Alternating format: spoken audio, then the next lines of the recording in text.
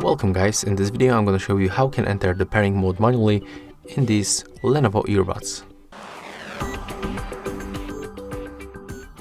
So first of all, you have to be sure that your device is turned off.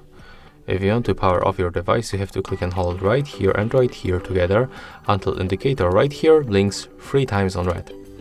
Next, we have to do the same, so click and hold on this touch control panels until these indicators start blinking quickly on the red and the blue. So let's make it right now together.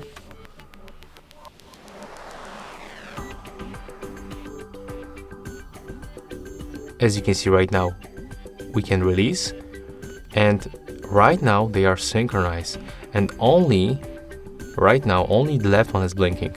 So as you can see right now, they appears on the connection list. Just click on them.